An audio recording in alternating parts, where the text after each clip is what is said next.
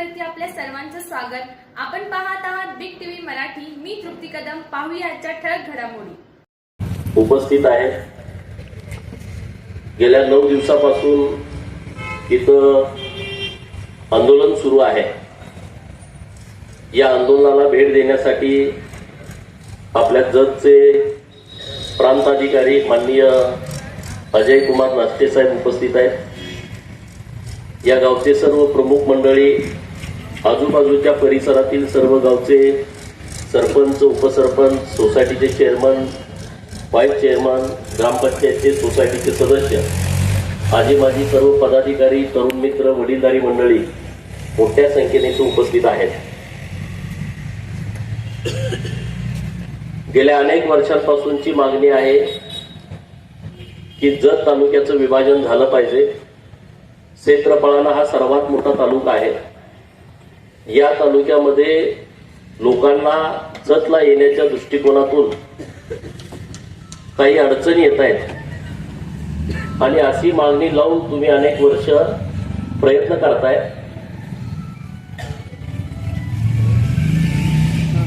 हे आंदोलन सुरू झाल्याच्या नंतर जेव्हा मला समजलं, मी 20 तारखेला या आंदोलनाला भेट देण्यासाठी आलो होतो वळसंगपर्यंत. परत मला इथून फोन आले की तुम्ही इकडे येऊ नका. ठीक आहे, मग तिथूनच आम्ही परत गेलो. परत इकडे चर्चा चालू झाली की आमदार इकडे भेट देत नाहीत. म्हणजे एका बाजूला येऊ नका म्हणायचं, दुसऱ्या बाजूला बदनामी करायची. असले दुटप्पी उद्योग काही लोक करतायत. हे तुम्हाला जाणीवपूर्वक मी यासाठी सांगतोय की मी लोकप्रतिनिधी म्हणून इकडे आलोच नाही. असं काही लोक चुकीच्या पद्धतीनं नरेटिव्ह सेट करण्याचा प्रयत्न करतायत. त्या सर्व लोकांना याबद्दलची माहिती असावी. आता माझी जबाबदारी जी आहे, हे सर्व मंडळी मला 2-3 दिवसापूर्वी सगळे परत भेटले जतमध्ये. आम्ही सविस्तरपणे चर्चा केली. जतला नाही, झऱ्याला आले होते सगळे. रात्री 12-1 वाजता आम्ही बसलो, सगळी चर्चा केली. अगोदर पासूनची सर्व पार्श्वभूमी समजावून घेतली.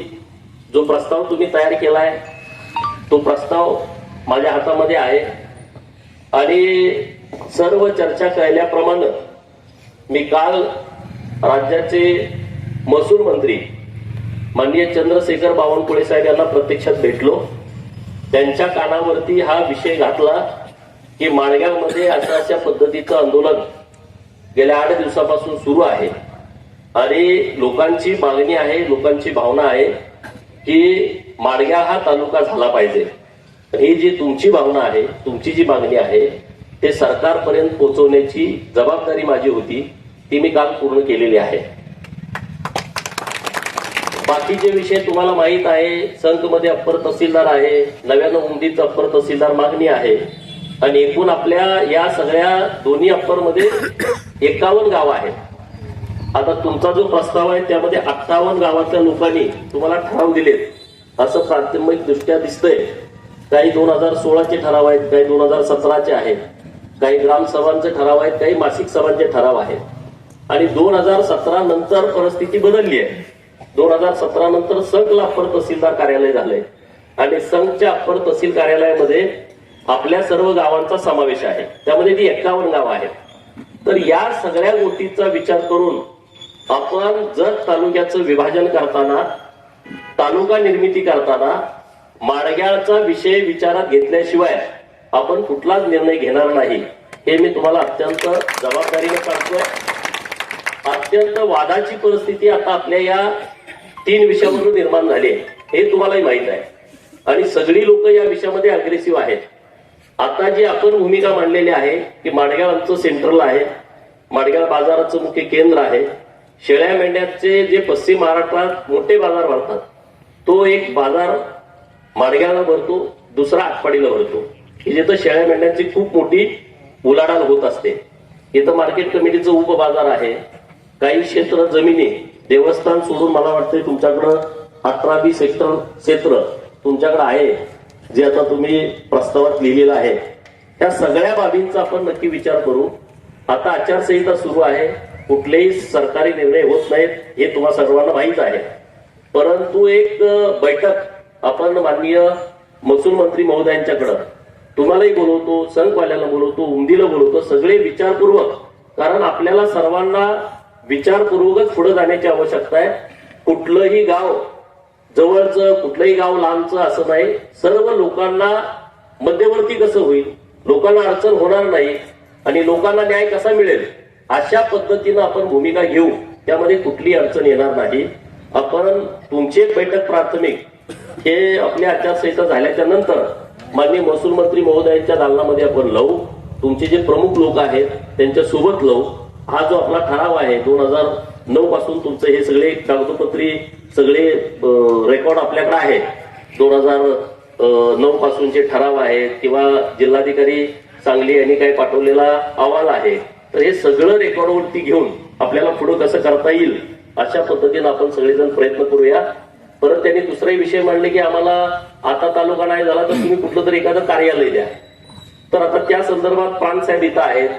नेमकी पद्धत काय आहे कामाची, नाही मी तुम्हाला काय तर सांगणार मी इथं तुम्हाला कोर्ट देतो, मी तुम्हाला इथं उपनिबंधक कार्यालय देतो, तर असं चुकीचं तुम्हाला काय सांगायला. कारण उद्या तुम्ही मला विचारणार आहे ना, मी आता तुम्हाला उपोषणाच्या निमित्तानं काहीतरी चुकीचं बोललो आणि परत तुम्ही मला 8 दिवसांनी म्हणताल काय झालं, कोर्ट देतो म्हणला तर तुम्ही. तर आपण माडग्याच्या दृष्टिकोनातून जे काही चांगलं असेल ते करण्याचा अत्यंत प्रामाणिकपणे प्रयत्न करूया. आणि त्यासाठी तुम्ही सुद्धा सगळे एक दिलानं, एक मनानं, एकजुटीनं आपण सगळे पुढे जाऊ. 51च गावं आपल्याकडे आहेत याचा विचार तुम्ही सगळेजण करा. 51 गावामध्ये तालुका कुणाला करायचा, परत अप्पर तहसील कुणाला करायचं, हे सगळ्या ज्या टेक्निकल अडचणी आहेत त्या सुद्धा विचार आपल्याला सर्वांना करावा लागेल. तुम्ही अत्यंत व्यवस्थितपणे मांडणी या प्रस्तावामध्ये केलेली आहे. मी प्रस्ताव पूर्ण वाचून काढला. हा काय तुम्ही दिलेला प्रस्ताव नाही, मी कुणाकडे तरी शोधून घेऊन आलोय. तिथल्या कमिटीने दिलेला हा प्रस्ताव नाही. तर ज्यांना तुम्ही दिला होता त्यांच्याकडनं मी म्हटलं उचना द्या, मला माझ्याकडे प्रस्ताव नाही, मला माहिती असावी म्हणून मी गाडी तिथून ओळ न ओळ सगळी वाचून काढलेली आहे. आणि त्यामुळे तुम्ही जी भूमिका व्यवस्थितपणे या सगळ्या प्रस्तावात मांडलेली आहे, तुमचं जो प्रस्ताव आहे त्या प्रस्तावाचा पाठपुरावा करणं लोकप्रतिनिधी म्हणून माझी जबाबदारी आहे. नंबर 1, ही जबाबदारी पार पडताना आपल्या तालुक्यामध्ये कुठं तेढ निर्माण होऊ नये, कुठल्या गावावरती अन्याय झालाय अशी त्या गावांची भावना होऊ नये. आणि त्यामुळे सगळ्या गावांना विश्वासात घेऊन, कारण हा फार मोठा विषय आहे, हे काही फळ द्यायचं काम नाही. घेते 1 कोटी रुपये दिले, दुसरा नाराज झाला तर तुम्हाला पण 1 कोटी देऊन टाकतो तुम्हाला, असा हा विषय नाही. हा तालुका निर्माण करण्याचा विषय आहे, अत्यंत महत्वाचा विषय आहे, अत्यंत जबाबदारीचा विषय आहे. तर आपण सगळे मिळून व्यवस्थितपणे या विषयामध्ये आपण नक्की मार्ग काढू. त्यासाठी जे काही पाठपुरावा करावा लागेल ते आपल्या सगळ्या या पूर्व भागातल्या सगळ्या गावांची चर्चा करून सोबत घेऊन आपण नक्की याचा प्रयत्न करू. एवढ्या या निमित्तानं मी या विषयावरती बोलतो. तुम्हाला परवा सांगितल्याप्रमाणे मी हे सगळं माननीय सरकारच्या कानावरती व्यवस्थितपणे घातलेलं आहे. आणि परत एकदा एक तुमची बैठक, आपली प्रमुख टीम तुम्ही तयार करा 8-10 लोकांची, त्यांची एक अधिकृत बैठक आपण माननीय महसूल मंत्री साहेब यांच्या सोबत लावू. प्रांताधिकारी साहेब इथं आलेले आहेत, ते तुमच्याशी बोलतील आणि मग तुम्ही निर्णय घ्या.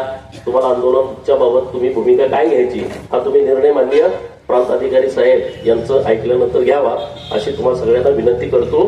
परंतु माडग्याळ आणि माडग्याळ परिसरातल्या लोकांच्या ज्या भावना आहेत त्या भावनाच्या सोबत गोपीचंद फळक आहे. तुम्ही कुठलीही चिंता करण्याचं कारण नाही, तुम्ही कुठलाही गैरसमज पसरवण्याचं कारण नाही. का हा राजकारणाचा विषयच नाही, हा विषय पूर्णपणे वेगळा आहे.